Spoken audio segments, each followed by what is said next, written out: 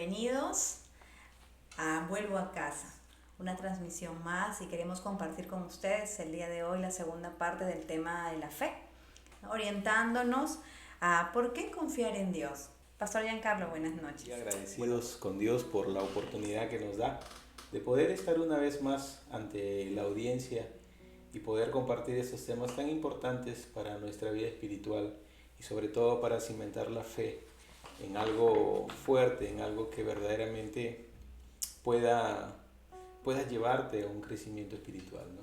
Uh-huh. Claro que sí, esa es la motivación de estos podcasts.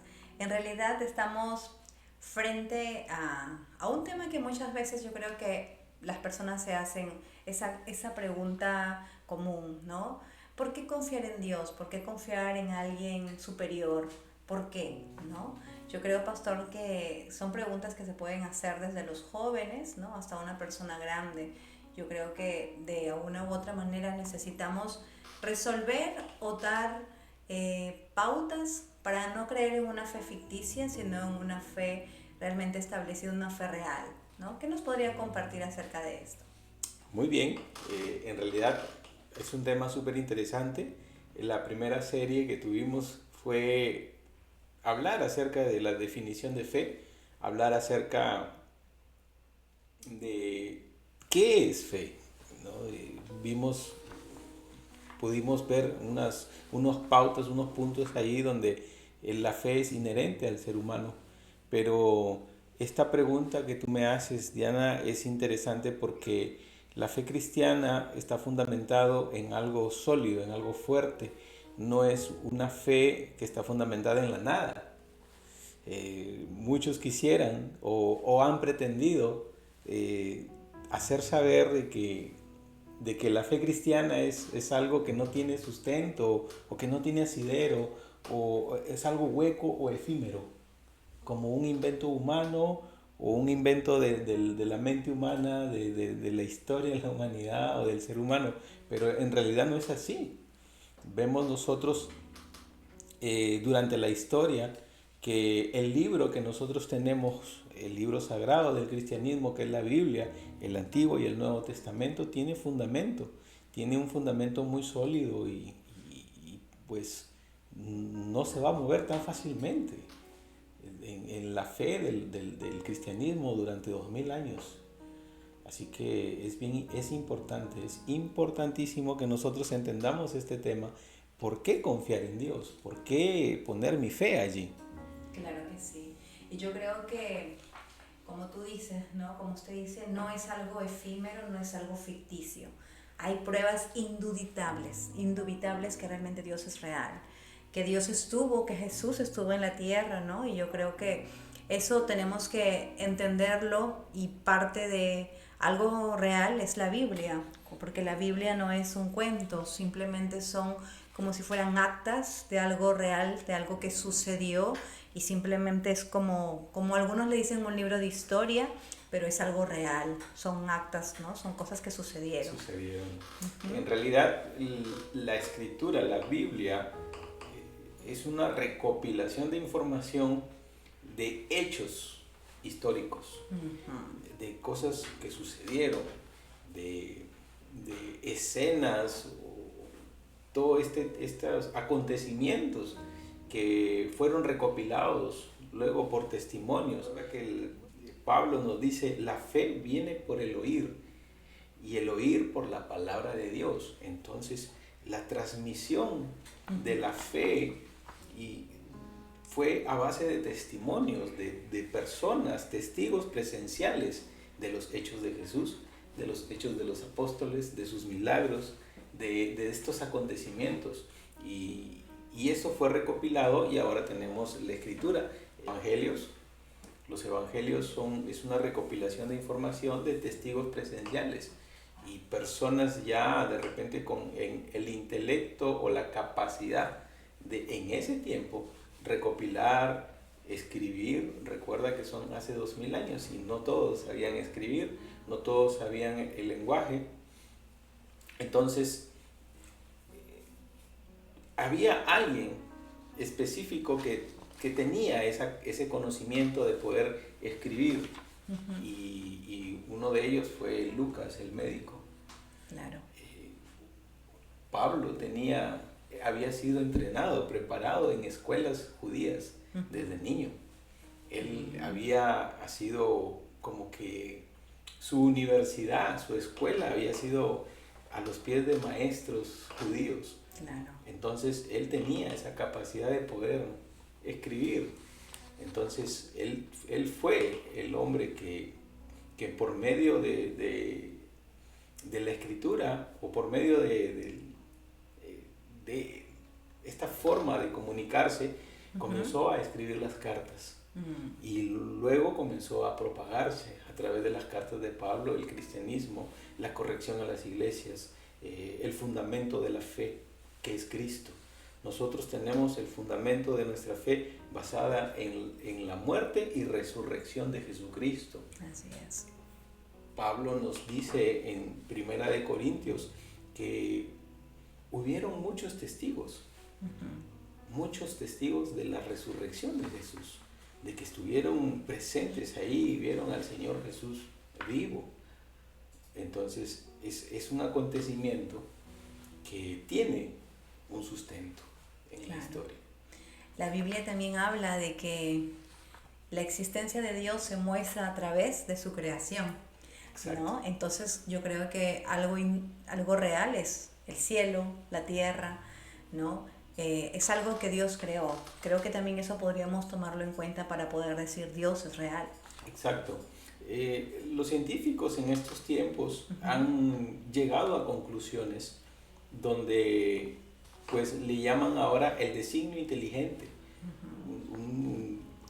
Algo diseñado, algo creado con una precisión única y exacta, de tal manera que si tú movieras distancias precisas entre el Sol y la Tierra, entonces no existiría la vida. Entonces vamos a suponer la Tierra unos kilómetros más cerca del Sol y no habría vida. ¿Por qué existe Júpiter? Júpiter existe porque hace ese equilibrio y absorbe todos los meteoritos que llegan en el sistema solar planetario y no llegan a la Tierra. Porque hay un campo electromagnético en la Tierra. Ese campo electromagnético protege de los rayos ultravioleta y por eso tenemos las auroras boreales. Y entonces no es casualidad. La planeta Tierra tiene esa protección y los científicos llegan a la conclusión de que hay una mente superior. Ellos dicen una mente superior, no exactamente dicen Dios, pero hay una mente superior que ha diseñado esto.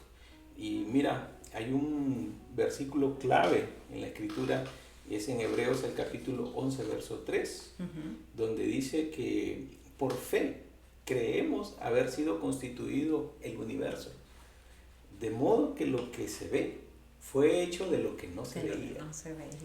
Entonces, del universo tenemos un principio y va a tener un fin. Es interesante, pero está en la escritura. Ahora, las palabras nos dicen que lo que fue creado fue hecho de lo que no se veía. Así es. Entonces, nuestra fe verdaderamente está sustentado en algo real.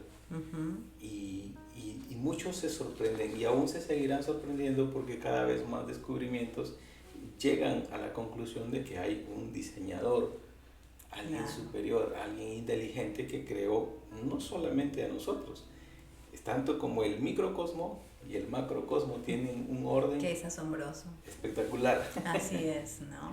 Qué hermoso, ¿no? Y por más que quieran negar la existencia, ahí están la creación que habla, ¿no? Exacto. Que habla que hay alguien inteligente, como los científicos le dicen, pero la Biblia le habla que hay un creador.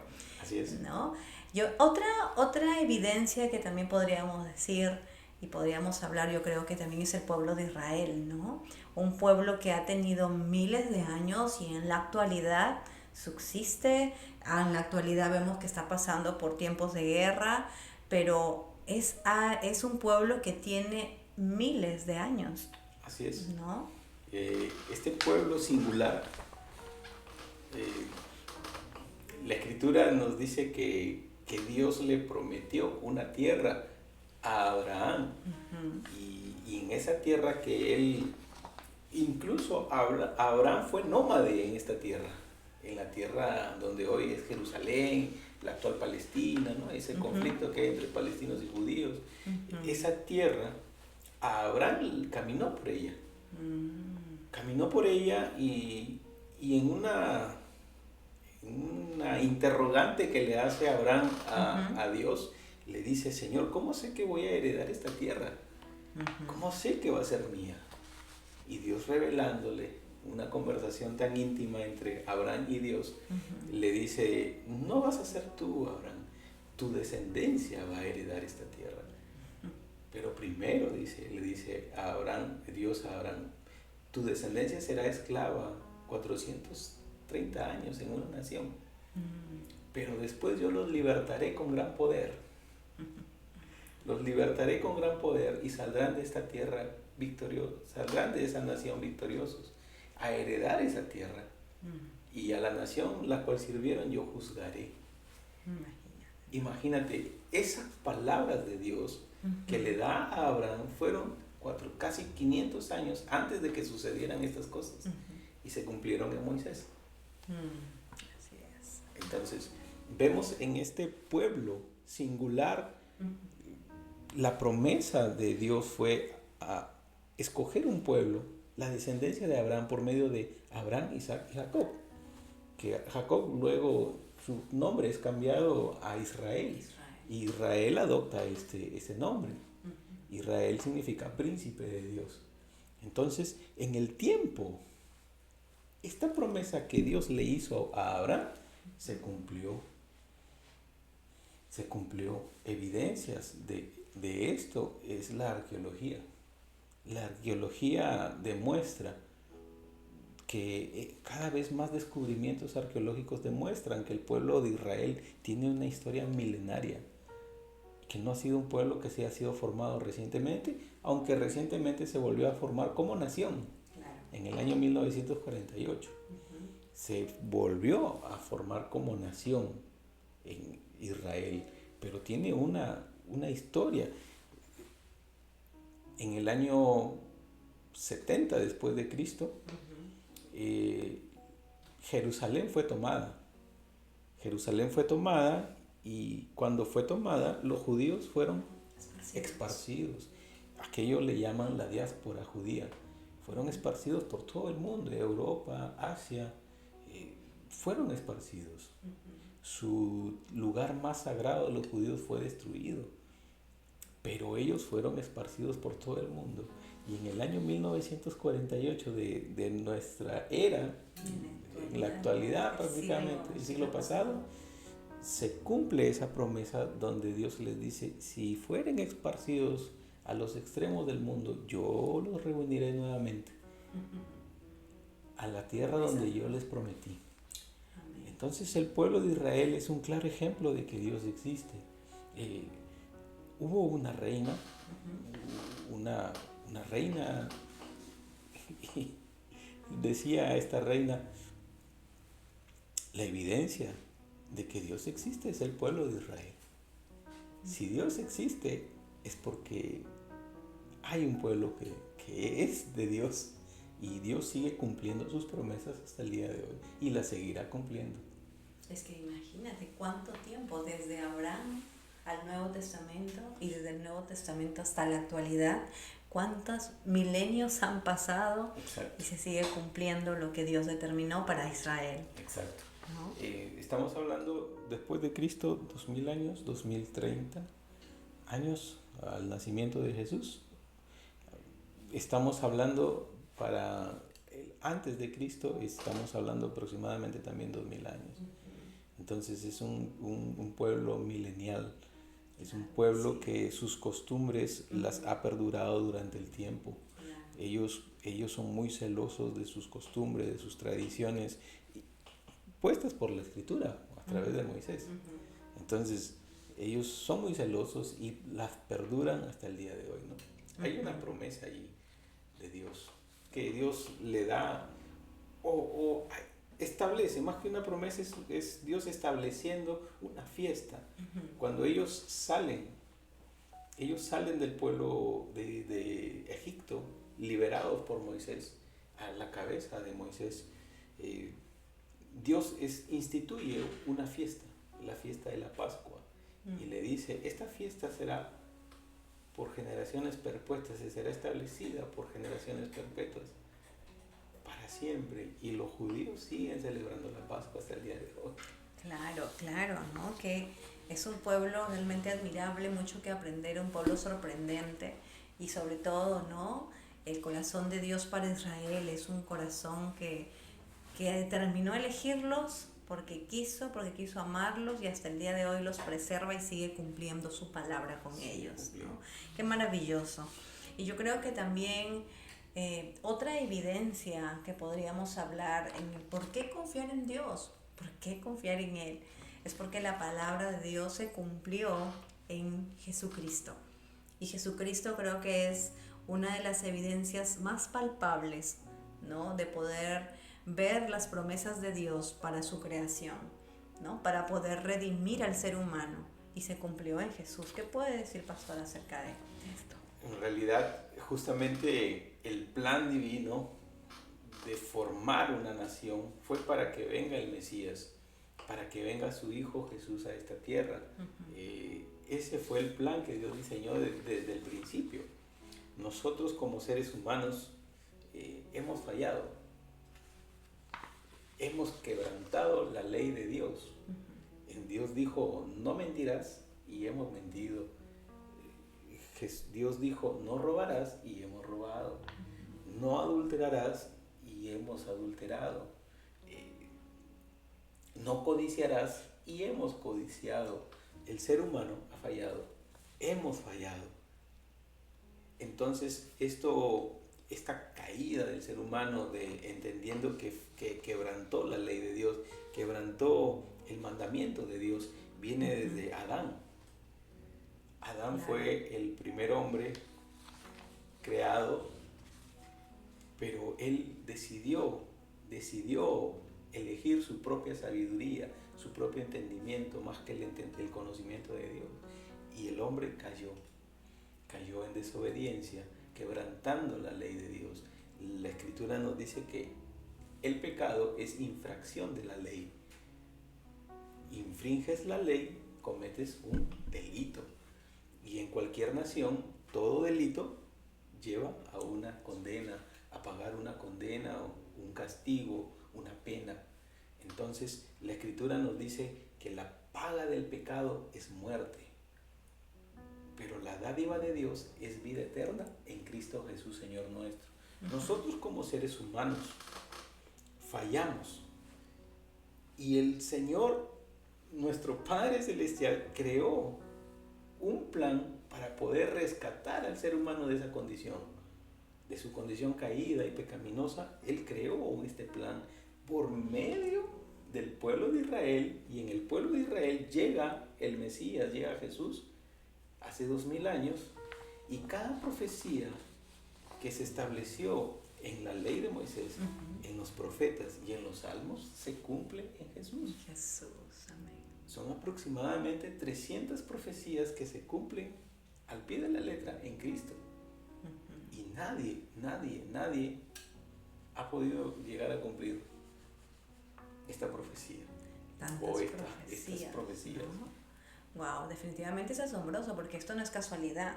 Exacto. Es que esto no es que a alguien se le ocurrió, es que fueron escritos desde antes, cerca de 4000 años atrás. Luego hablaban de él 1000 años siguientes, luego a los 1000 años más seguían hablando de él, y todo lo que se dijo de él se cumplió. La forma como murió, la forma como llegó, la forma como vivió, todo eso se cumplió porque fueron profecías escritas para él. En Cristo se cumplen las 300 profecías que están descritas en los profetas, en los salmos y en la ley de Moisés. Empezamos con su llegada. Empieza y Jesús dice, o la profecía dice, enviaré primero a mi mensajero, que abrirá el camino, y entra Juan el Bautista. Y Juan el Bautista, el testimonio de él dice, hay uno que viene después de mí, que es más poderoso que yo. Este es el que bautiza en el Espíritu Santo y fuego. Entonces, Juan el Bautista fue el que le da la antesala a Jesús. Y Jesús ahora aparece en escena y comienza su ministerio. Pero en el nacimiento de Juan el Bautista y en el nacimiento de Jesús se cumplen las profecías dadas por el profeta Isaías, por Miqueas. En los salmos. En los salmos. En los salmos está descrito más el sufrimiento de Jesús, de cómo iba a morir, todo es lo que pasó, lo que sucedió en la crucifixión, en el Vía Crucis. Claro. Me dice el profeta Isaías, tierra de Zabulón y Neftalí, donde Jesús predicaba, vio gran luz y Jesús predicaba en esa tierra.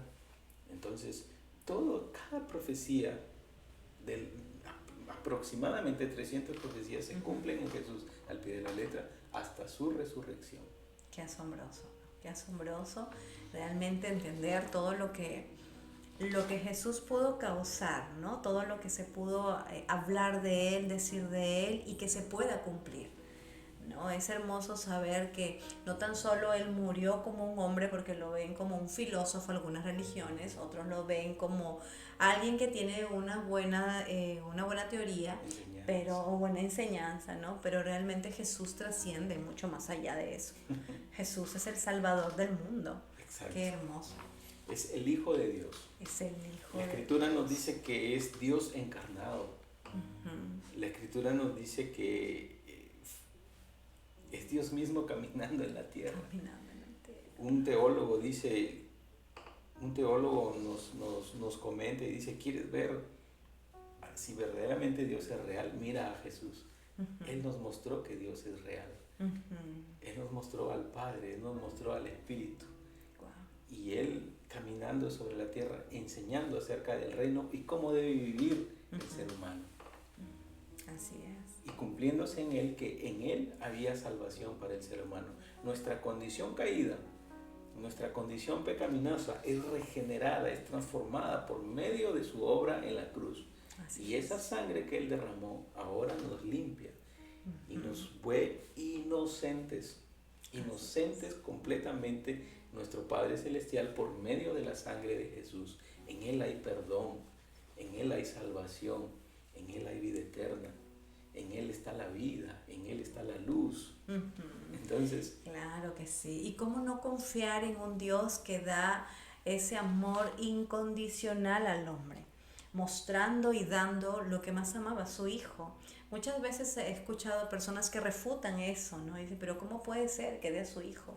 Pero yo creo que el mayor muestra de amor es el desprendimiento de lo que uno más ama, ¿no? Y al entregar el Padre a su Hijo Jesús, es como que me recordaba a mí una historia de un padre que hablaba, Max Lucado, de que su hija tuvo un accidente y ella murió, pero al morir tenía su corazón que podía donarlo, y ellos como padres decidieron donar el corazón de su hija a otra joven.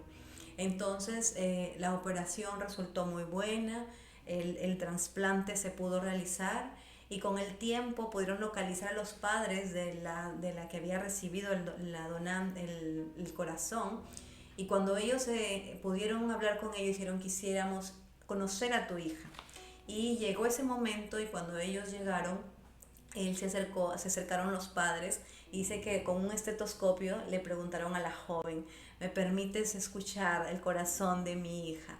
Y es hermoso porque así es el Señor, ¿no? Cuando te ve a ti, cuando me ve a mí, ¿no? Él puede decir, permíteme escuchar el corazón de mi hijo, porque fue Cristo que se sacrificó, fue Cristo que se dio, pero Él dio vida, y cada uno ahora somos, Dios el Padre nos ve como hijos ahora, y ve nuestra vida a través de su Hijo Jesús. Exacto. ¿No? Qué hermoso y qué maravilloso, qué hermoso. En realidad es un ejemplo, una metáfora muy acertada, porque la Escritura nos dice que Dios nos hizo partícipes de su naturaleza divina.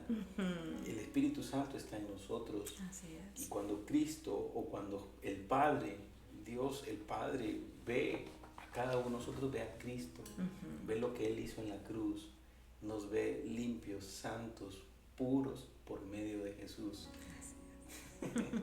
Qué hermoso. ¿Y cómo no confiar en Dios? ¿Cómo no confiar en ese Dios que da lo que más amamos? Exacto. ¿No? Qué lindo. Exacto. Es importante entender que nuestra fe cristiana no está fundamentada en la nada. Hay mucha evidencia, tanto histórica, tanto filosófica, tanto científica, de que nuestra fe está fundamentada en algo real, en algo verdadero, en algo que no va a fallar. Imagínate, Él cumplió cada profecía, Jesús cumplió cada profecía del Antiguo Testamento. Ahora Él ha prometido volver. Él ha prometido volver y traer orden a este mundo en caos. Así y cómo no llenarnos de esperanza en estos tiempos donde el mundo es un caos, donde hay violencia, donde puedes ir afuera de tu casa y viene alguien y te puede encañonar, y así está el mundo, violencia. Entonces nosotros tenemos esperanza en medio de este mundo de caos, de confusión, de corrupción. Tenemos esperanza que Él viene pronto a traer orden, a establecer su reino sobre la tierra y a poder gobernar con justicia, con equidad, con la verdadera equidad, con la verdadera justicia, no esa que nos quieren vender allí, por ahí, ¿no? Los políticos y etcétera, ¿no? Entonces, ¿cómo no poner nuestra confianza en aquel que creó el universo, aquel que a su pueblo lo protegió y lo cuidó desde Abraham hasta Jesús y lo sigue cuidando hasta el día de hoy? ¿Cómo no creer y confiar, poner nuestra confianza en aquel que cumplió cada profecía en Cristo Jesús y que por amor entregó su vida por nosotros? Y lo hermoso es que Él dice que quiere que le conozcas. Exacto. Eso es lo maravilloso, porque Dios quiere que tú le conozcas, que cada día podamos tener una relación con Él, una relación de amistad, una relación donde tú vas a poder ver su corazón, su amor, cuánto te ama, cuánto quiere darte paz, quiere darte gozo. No es que no vamos a tener problemas, sino que Dios quiere que tú le conozcas, que aún en medio de las circunstancias difíciles, Él quiere caminar contigo. Eso es lo más hermoso. Exacto, claro que sí, Diana. Esto es ahora algo evidente. Nosotros estamos hablando de fe. Y aquí se tiene que evidenciar nuevamente el gozo en tu corazón, la paz que puedes experimentar en tu corazón, el poder ahora disfrutar del Espíritu Santo en tu corazón. Esas son las promesas que Jesús hizo. Ya no os dejaré huérfanos, estaré con ustedes, vendrá el Consolador. Y esas promesas se siguen cumpliendo, la iglesia continúa.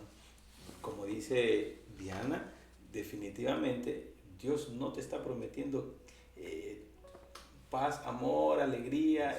Dios te promete que en medio de las dificultades Él va a ser tu fuerza. En medio de los problemas Él te va a traer sabiduría para que puedas resolver problemas. En medio del caos Él puede ser tu paz. En medio de la confusión Él puede llevarte a la verdad. Entonces Él sí promete eso. Así es, ¿no? ¿Cómo no confiar en nuestro Dios? ¿Cómo no confiar en Él? Realmente entender y conocer a Dios es un proceso, es poco a poco, pero Él quiere revelarse.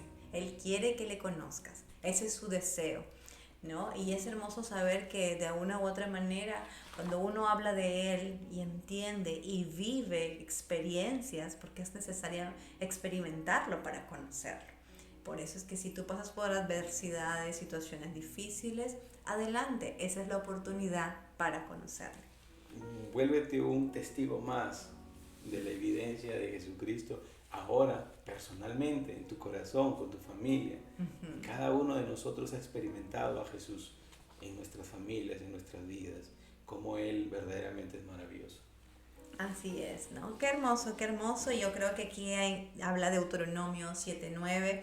Dice, conoce pues que Jehová tu Dios es Dios, Dios fiel, que guarda el pacto y la misericordia a los que le aman y guardan sus mandamientos hasta 1000 generaciones. Amén. Él quiere bendecir tu vida, de tu generación, tus hijos, tus nietos, tus bisnietos, tus tataranietos, hasta 1000 generaciones. Solamente conócele, te animamos a eso. Ok, claro que sí. Te animamos a que puedas conocer más de Jesús. Bendición, Sí. que puedas seguir creciendo, conociendo a Dios. Y definitivamente si tú tienes un tiempo ahí en casa, solamente dile, Señor, quiero conocerte. Y Él se va a empezar a revelar a tu vida. Vamos a orar, Pastor Claro que Giancarlo, sí, claro que sí. para terminar ya. Vamos a orar. Muy bien. Amado Padre Celestial, hoy en el nombre de Jesús Gracias, oramos, Señor. Señor, por aquellos que Sí. hoy ven este programa Sí, Señor. y verdaderamente en su corazón está latiendo. Sí, Dios mío. Es decir, Señor, yo quiero conocerte. Sí, Señor. Padre, oramos por aquellos que buscan, que claman por la verdad, que claman por justicia, que claman por algo real y verdadero. Señor, yo te pido en el nombre de Jesús que comiences a tocar sus corazones, toca sus vidas. Señor, aún en sus sueños comienza a hablarles. Aún, Padre Celestial, en cada circunstancia comienza a tocar su corazón, a tocar su mente, que ellos vengan arrepentidos, diciendo, Señor, te necesito. Señor, reconozco que he fallado. Padre, yo te pido en el nombre de Jesús que traigas a ellos vida eterna, traigas a ellos luz, traigas a ellos la verdad en Cristo Jesús. Señor, revélales tu amor, tu gracia, tu poder, tu misericordia. En el poderoso nombre de Jesús. Amén, amén, Amén. amén. Amén. Muy bien, nos despedimos entonces hasta una nueva oportunidad. Que el Señor les bendiga. Así es, hasta una nueva oportunidad. No te olvides, tenemos la siguiente serie. Son 2 series más acerca de la fe. Así que estate ahí atento porque vamos a seguir hablando de estos temas acerca de la fe. Bendiciones, un abrazo. Bendiciones.